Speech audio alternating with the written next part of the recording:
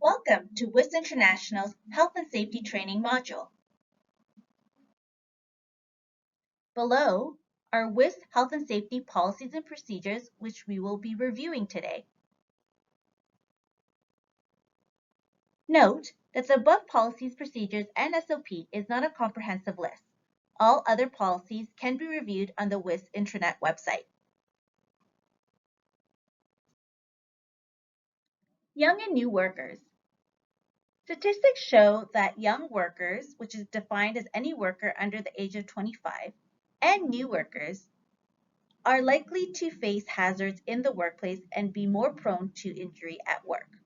Typical reasons why young and new workers are injured include inexperience, lack of training, lack of understanding, lack of preparation, exposure to more dangerous jobs, and hesitancy to ask questions.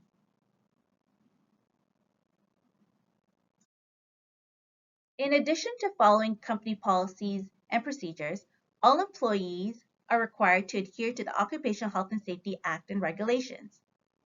This includes doing everything possible to protect the safety of yourself and others at the workplace, reporting anything that may be dangerous to a supervisor, cooperating with your employer and fellow employees to protect your health and safety, using PPEs or safety devices, equipment, and clothing, talking to and working with the Joint Health and Safety Committee, Health and Safety Representative, and with the provincial and occupational health and safety officers.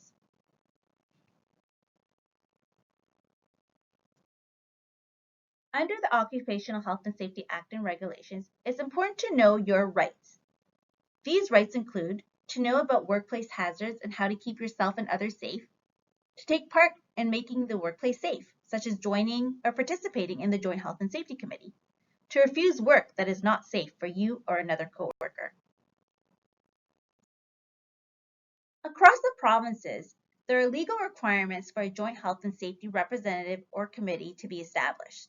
In general, if there are 10 or 20 or more employees, or when required under an order, most provinces require a Joint Health and Safety Committee to be established. Some provinces, such as Ontario and New Brunswick, make training of Joint Health and Safety Committee members mandatory. The representative or committee's key functions are as follows: to identify hazards in the workplace through activities like workplace inspections, accident investigations, and information analysis, and make recommendations to the employer on health and safety issues and on programs and procedures to improve health and safety.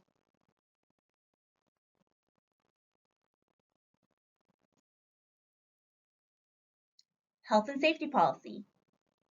WIS International is committed to the promotion of the health, safety, and well-being of all employees, to the provision of a safe and healthy work environment, and to the prevention of occupational injuries and illnesses.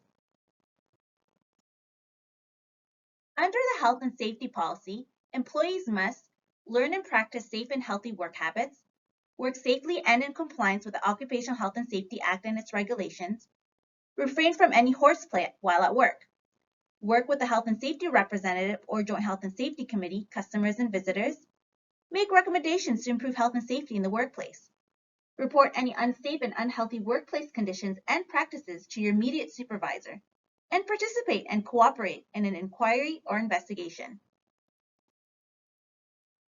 Code of Conduct Policy. WIS International is committed to maintaining a high standard of service and professionalism and has developed a code of conduct which applies to all of our employees, regardless of their responsibilities. Under the Code of Conduct Policy, employees are expected to extend courteous and polite behavior at all times while representing WIS, refrain from any harassing or sexual harassing behaviors, work neatly, enter into discussions with store staff only as it pertains to information needed to do the work, cooperate with your supervisors and coworkers, do not sit or lie down while working, do not discuss confidential information in the presence of anyone not employed by WIS, do not engage in horseplay, and never demonstrate violent behavior.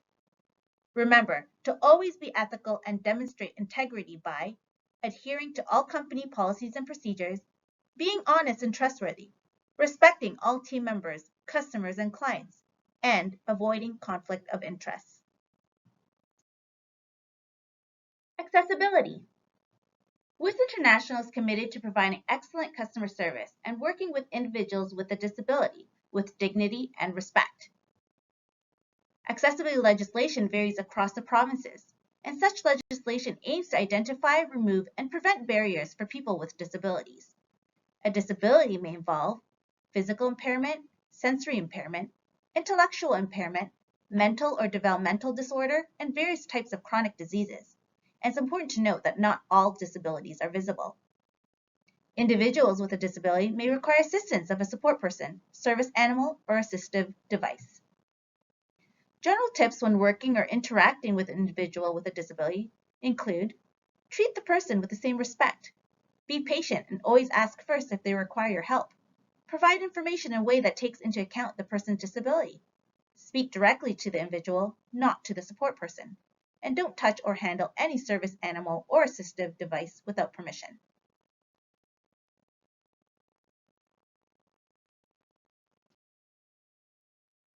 WIS International is committed to a zero-tolerance policy with respect to the consumption of alcohol and/or use of illegal or restricted drugs in the workplace. Under the zero-tolerance drug and alcohol policy, no employee may use, possess, distribute, or sell alcohol or drugs on company property or on our customers' property. No employee may use or possess non-prescription drugs at any time while on a road trip with the company, regardless of whether the employee is on or off duty at the time. Violation of this policy will be severely dealt with, which may include disciplinary action up to including termination. If a manager or supervisor has reasonable cause to suspect that any employee may be under the influence of drug or alcohol, the employee will be removed from the worksite and investigation undertaken as soon as possible. Reasonable cause may include incidents of erratic and unusual behavior, signs of use such as smell of alcohol in breath, odor of cannabis, poor coordination, imbalance, slurred speech, or red eyes. We will now provide you training with workplace harassment and violence. Under a WIS workplace harassment policy, WIS International is committed to providing a workplace free from harassment for all of its employees. Similarly, WIS International is committed to providing a safe and healthy workplace free from violence. WIS recognizes that workplace violence is a health and safety and human resources issue and will take reasonable precaution to prevent workplace violence. What is workplace harassment? It's any course of vexatious comment or conduct against a worker in a workplace, which is known or ought reasonably to be known to be unwelcome. For example, making offensive comments or jokes, or bullying. This also includes workplace sexual harassment. Workplace sexual harassment is defined as engaging in a course of vexatious comment or conduct against a worker in a workplace because of sex, sexual orientation, gender identity, or gender expression, or making a sexual solicitation or advance where the person making it is in the position to confer, grant, or deny benefit or advancement to the worker. What is not workplace harassment? The following are examples of what is not considered workplace harassment: performance appraisals, ongoing meetings to address underperformance, counseling or disciplining an employee for misconduct, modifying an employee's duties including transferring or redeploying the employee, investigating alleged misconduct, or denying an employee benefit in relation to their employment. Workplace violence. Workplace violence is defined as the exercise of physical force by a person against a worker in a workplace that causes or could cause physical injury to the worker. Examples of this include punching, hitting, kicking, pushing, damaging property, or throwing objects. It's also an attempt to exercise physical force against a worker in a workplace that could cause physical injury to the worker. It could be a statement or behavior that is reasonable for a worker to interpret as a threat to exercise physical force against the worker in a workplace that could cause physical injury to the worker. Or it's any occurrence or threats of domestic violence occurring at the workplace.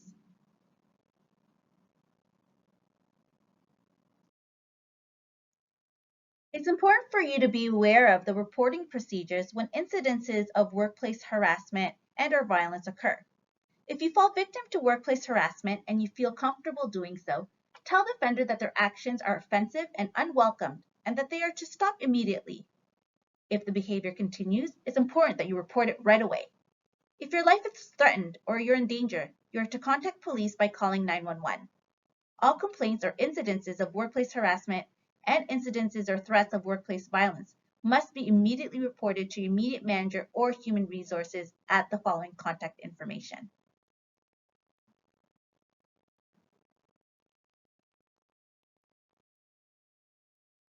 Common workplace hazards and PPEs. As your work environment changes daily, it's important for you to look out for hazards.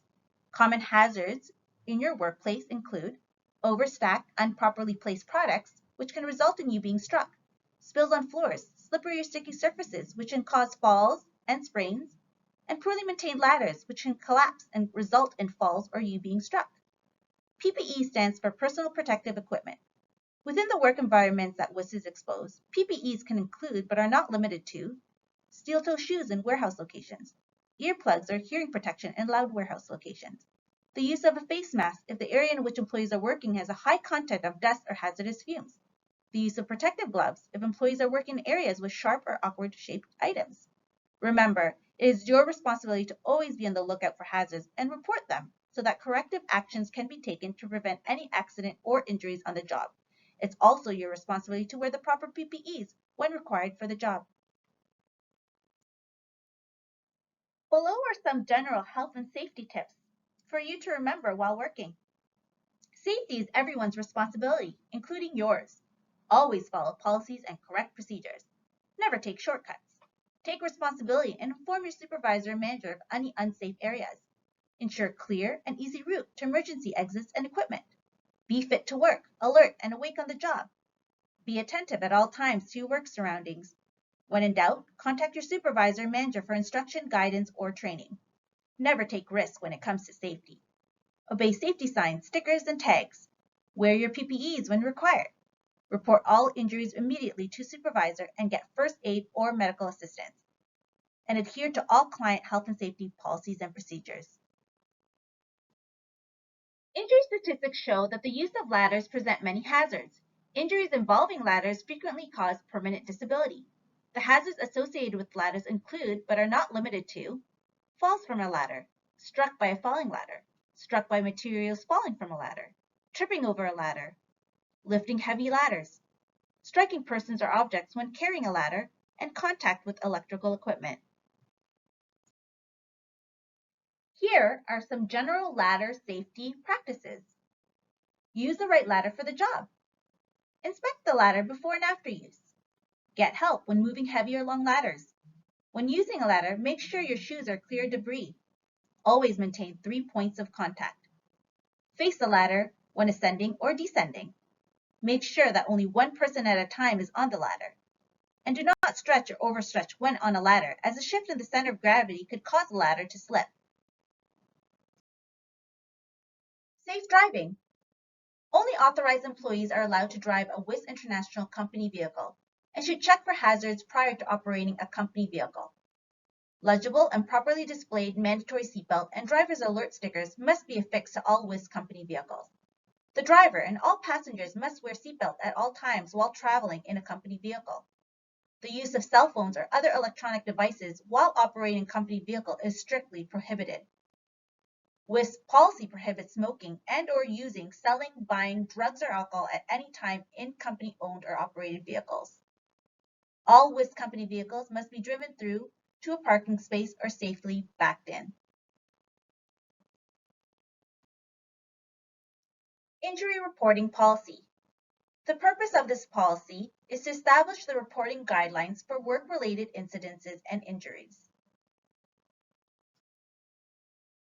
Under the injury reporting policy, employees must report an injury immediately to their supervisor or health and safety representative within 24 hours, complete the injury report sections, which include employee statement details, witness statement details, and they must sign the injury report.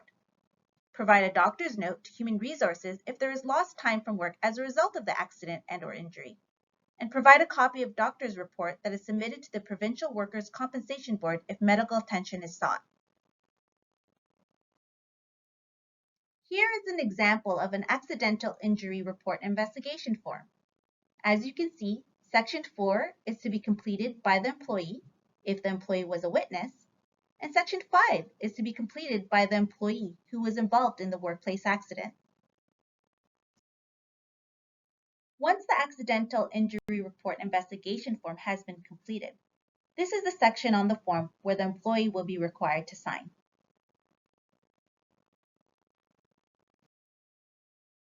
WIS International has a first aid policy which requires all WIS supervisors and managers to be trained on first aid. WIS International ensures St. John's First Aid Certificate in CPR and artificial respiration training is provided to supervisors and managers to ensure first aid is available in the event it is required by an employee. Guidelines. WIS International practices a return to work program designed to assist employees in their rehabilitation from illness or injury. The duty to cooperate is shared by both the employer and the employee.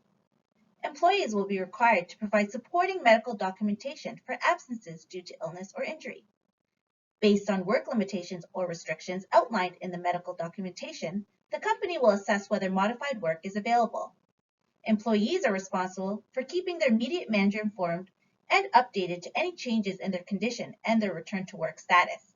Employees are also responsible for providing medical documentation clearing them to come back to work or perform their regular duties.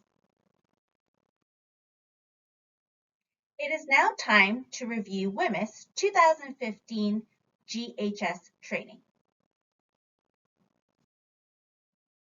WIS, which stands for the Workplace Hazardous Materials Information System, is a Canada-wide hazard communication standard for protecting the health and safety of workers who handle hazardous chemicals, which incorporates GHS standards.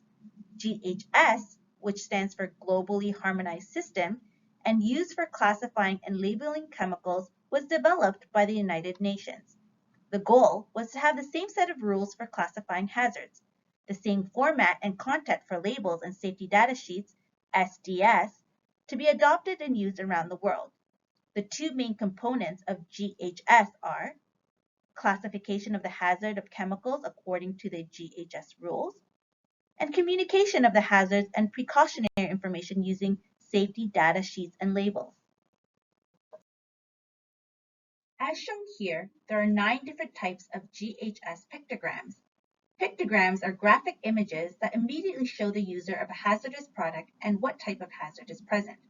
With a quick glance, you can see, for example, that the product is flammable, or if it might be a health hazard. Most pictograms have a distinctive red square set on one of its points border. Inside this border is a symbol that represents the potential hazard. For example, fire, health hazard, corrosive. Together, the symbol and the border are referred to as a pictogram. Pictograms are assigned to specific hazards classes or categories. Under the GHS, there are 2 different types of labels. This is an example of a supplier label. Supplier labels provide basic information about the risk associated with the use of the material inside the container.